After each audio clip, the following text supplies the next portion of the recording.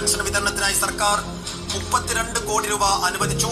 ഓണാഘോഷങ്ങൾക്ക് മുന്നോടിയായി തന്നെ കുടിശ്ശിക അടക്കമുള്ള പെൻഷൻ തുക പൂർണ്ണമായും പ്രവാസികളുടെ ബാങ്ക് അക്കൗണ്ടുകളിലേക്ക് നേരിട്ടെത്തും. ഇതുവഴി സംസ്ഥാനത്ത് ആയിരക്കണക്കിന് പ്രവാസി കുടുംബങ്ങൾക്കാണ് ഈ ഓണക്കാലത്ത് അതിന്റെ പ്രയോജനം ലഭിക്കുക. എല്ലാവരെയും ഒരുപോലെ ചേർത്ത് പിടിക്കാൻ സാധിക്കുക എന്നതാണ് ഒരു സർക്കാരിൻ്റെ വലിയ വിജയം.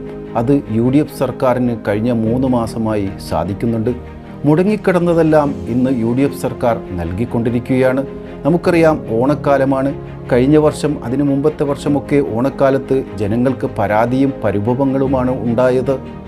അതൊന്നും ഈ പ്രാവശ്യം കാണാനേ ഇല്ല എന്നതാണ് യാഥാർത്ഥ്യം. പ്രവാസികളുടെ ഈ പെൻഷൻ വിതരണം ചെയ്യുമ്പോൾ ആയിരക്കണക്കിന് പ്രവാസി കുടുംബങ്ങൾക്കാണ് ഇതൊരു അനുഗ്രഹമാകുന്നത് എന്ന് ഓർക്കുക.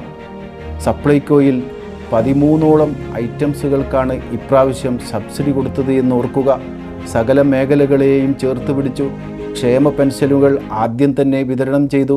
എന്തിനേറെ പറയുന്നു, തദ്ദേശ സ്വയംഭരണ സ്ഥാപനങ്ങളിൽ തിരഞ്ഞെടുക്കപ്പെട്ട പ്രതിനിധികളെ പോലും ചേർത്ത് പിടിക്കാൻ ഈ സർക്കാരിന് സാധിച്ചിട്ടുണ്ട് എന്നതാണ് യാഥാർത്ഥ്യം. ഏതായാലും 3 മാസം കൊണ്ട് തന്നെ ജനഹൃദയങ്ങളെ കീഴടക്കിയ UDF സർക്കാർ ഇനി വരാൻ പോകുന്ന വർഷങ്ങളിലും 5 വർഷമാകുമ്പോൾ കേരളം വലിയ മാറ്റത്തിലൂടെ സഞ്ചരിക്കുക തന്നെ ചെയ്യും. നമുക്ക് UDF സർക്കാരിനൊപ്പം നിൽക്കാം.